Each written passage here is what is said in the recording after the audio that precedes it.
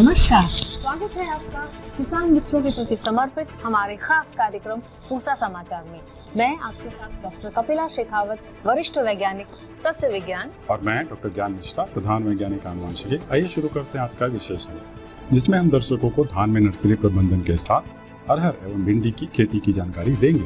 खेत से बागान तक एवं बीज से तकनीक तक अपनी कृषि से जुड़ी समस्याएं किसान भाई लगातार हमारे व्हाट्सएप नंबर 9560297502 पर भेज रहे हैं, जिसका समाधान हम पूसा व्हाट्सएप सेगमेंट में आपसे साझा करेंगे। और इस अंक के अंत में खबर मौसम की। धान में अधिक पैदावार लेने हेतु तो उचित नर्सरी प्रबंधन अति आवश्यक होता है।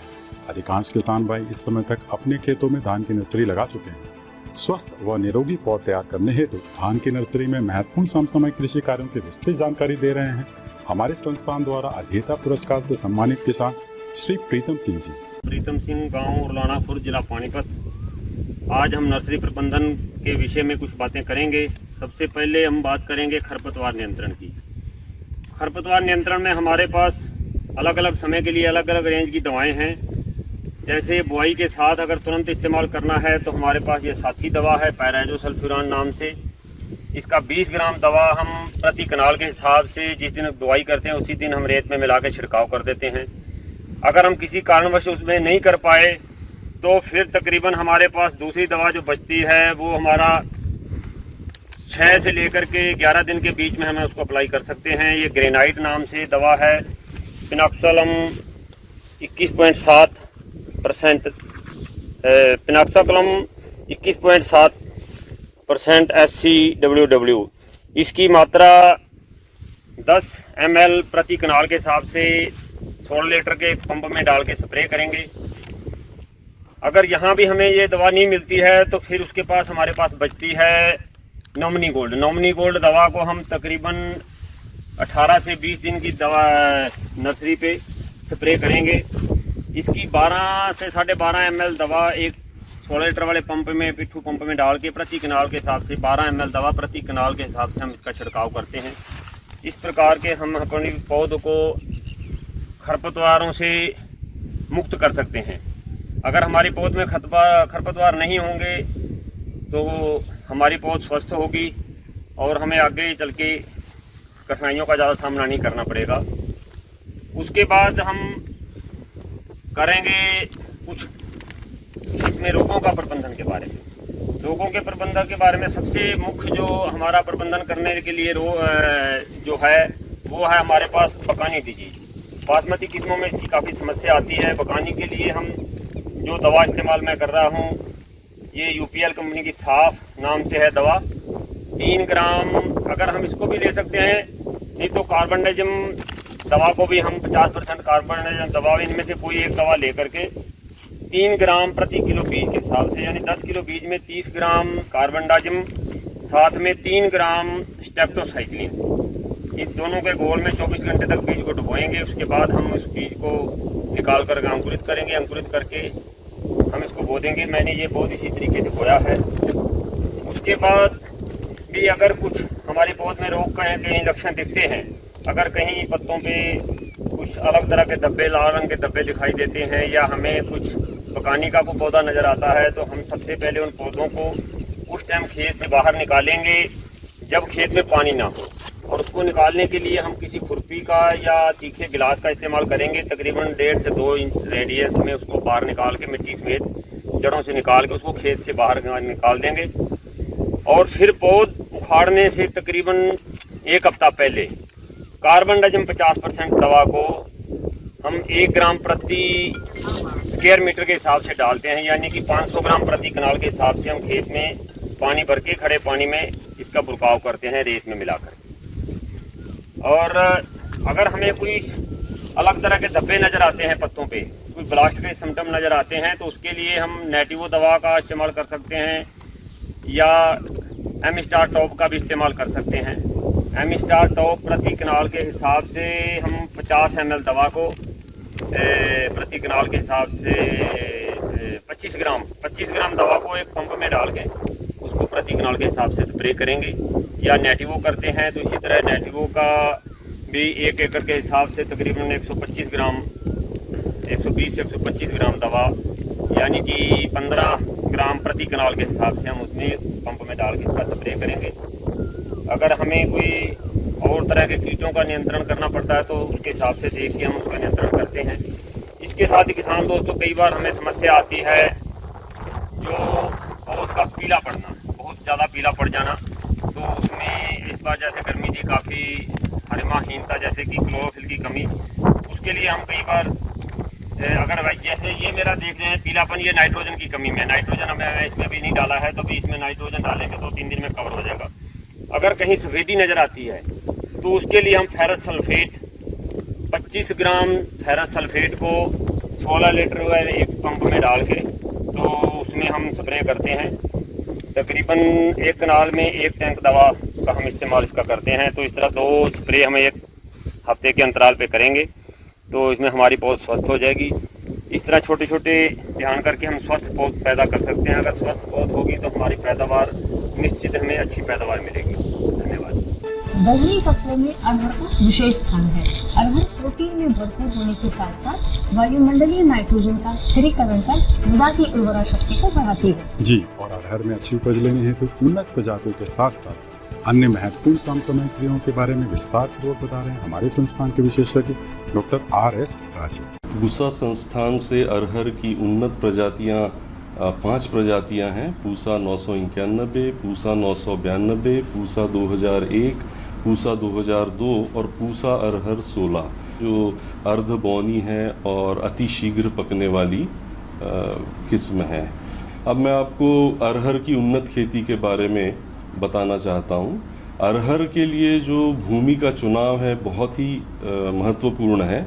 ऐसा खेत होना चाहिए जिसमें जल का निकास बहुत अच्छे से हो और जल्दी हो, वर्षा का पानी रुके नहीं और जल्दी से जल्दी खेत के बाहर हो जाए। इसके लिए अपने खेत को समतल करना आवश्यक है। भूमि के चुनाव के बाद फिर आता है बीज की दर। बीज की दर जो 4 किस्में हैं में करीब 15 किलो प्रति हेक्टेयर लगता है, जबकि पूसा अरहर 16 में 19 से 20 किलो प्रति हेक्टेयर बीज लगता है। बीज उपचारण के लिए फंजीसाइड से बीज का उपचारण करते हैं और राइजोबियम कल्चर से भी करते हैं। राइजोबियम कल्चर से करने के लिए करीब 1 पैकेट 10 किलो सीड के लिए बीज के लिए होता है। इसमें 50 ग्राम गुड़ को करीब आधे लीटर पानी में गर्म करके उबाल लेने के बाद ठंडा कर लेते हैं। ठंडा करने के बाद इसमें बीज को उपचारित करते हैं जिससे कि एक उसमें उस पर कोटिंग हो जाए सीड पर, और उसके बाद उसे छाया में सुखाते हैं। बीज उपचारित करने के लिए फंजीसाइड से जो करेंगे उसके लिए 2 ग्राम थायरम और 1 ग्राम कार्बेंडेजिम ये मिला के करीब 1 किलो सीड के लिए ये पर्याप्त होता है। तो इस दर से बीज को उपचारित करेंगे। बीज उपचारण पूरा होने के बाद फिर हम आते हैं कि खेत को कैसे तैयार करेंगे। खेत को तैयार करने के लिए भूमि पलट हल से गहरी जुताई कर लें और जो डिस्क हैरो है उससे खेत को तैयार कर लें और उसके बाद कल्टीवेटर और पाटा के साथ लेवल कर लें और इसमें फिर जो बेसल डोज है फर्टिलाइज़र का वो ऐड करेंगे। Nitrogen 20 kilo, phosphorus 40 kilo, potash 20 kilo, zinc sulphate करीब 20 किलो प्रति हेक्टेयर और जिप्सम यदि आवश्यकता हो तो 20 किलो प्रति हेक्टेयर के हिसाब से। इसके बाद जो आता है बिजाई का तरीका और बिजाई का समय। बिजाई का समय इन सारी किस्मों का जून प्रथम सप्ताह है। बोने का तरीका हम कतार से कतार की दूरी 30 सेंटीमीटर रखेंगे पूसा अरहर 16 के लिए, और जो बाकी चारों किस्में इसके लिए 45 सेंटीमीटर कतार से कतार की दूरी रख सकते हैं। और इनकी बिजाई जो है सीड ड्रिल की सहायता से करें। तो बिजाई करने के बाद सबसे फिर पहले आता है कि खरपतवार नियंत्रण। खरपतवार नियंत्रण के लिए बुआई के तुरंत बाद पेंडेमिथिलिन का स्प्रे करते हैं और इसका रेट है करीब 1 केजी एक्टिव इंग्रेडिएंट प्रति हेक्टेयर और 500 से 600 लीटर पानी में मिला के मिट्टी पर स्प्रे करेंगे। और आज जैसे बिजाई की है तो आज ही इसको कर देंगे। और फिर करीब 12-13 दिन के बाद एक दूसरा खरपतवार नाशक है एमिज़ाथापायर। इसकी यदि ज़रूरत हो तो कतारों के बीच में कर सकते हैं और ये पोस्ट इमरजेंस वाला वीडीसाइड है। तो ये किया जा सकता है। फिर 25 से 45 दिन बाद यदि कोई खरपतवार बचते हैं तो उनका मैन्युअली या हाथ के द्वारा खरपतवार वो निकाल दें, तो इससे खरपतवार की समस्या बिल्कुल भी नहीं होगी। इन पूरी अरहर की जो खेती है इसमें कुछ बिंदु बड़े महत्वपूर्ण हैं। जैसे पहला है कि खेत की लेवल, खेत बिल्कुल समतल होना चाहिए और जल निकासी बहुत अच्छी होनी चाहिए और पानी रुकना नहीं चाहिए खेत में। दूसरा बिंदु है खरपतवार का सही नियंत्रण, और इसके बाद जब फसल करीब 80 से 85% इसकी फलियां पक जाएं तब आप फसल को काट सकते हैं। पूसा अरहर 16 के यदि किस्म है तो इसको कंबाइन द्वारा भी काटा जा सकता है और खेत को खाली किया जा सकता है। धन्यवाद।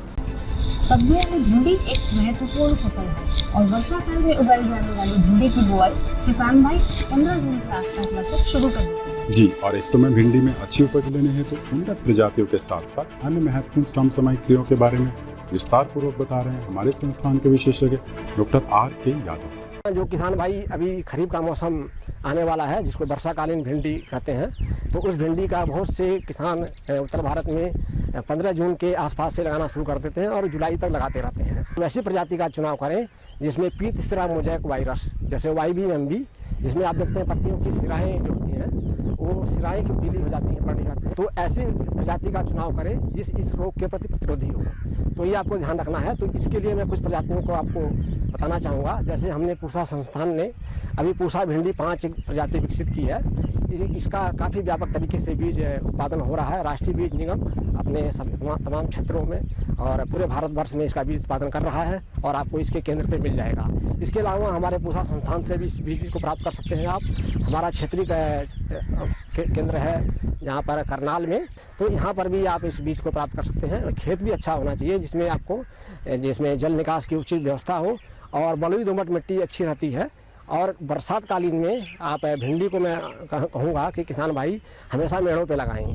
गर्मी के मौसम में किसान भाई समतल भूमि पे भी लगा लेते हैं, लेकिन वर्षा कालीन में क्या होता है कि अगर पानी खेत में लग गया या भिंडी जस्ट जमी है आपकी कहीं पानी लग गया तो आपका सारे पौधे मर जाते हैं। इसलिए मेढ़ों पर करेंगे। इसके लिए मशीनों का उपयोग कर सकते हैं आप।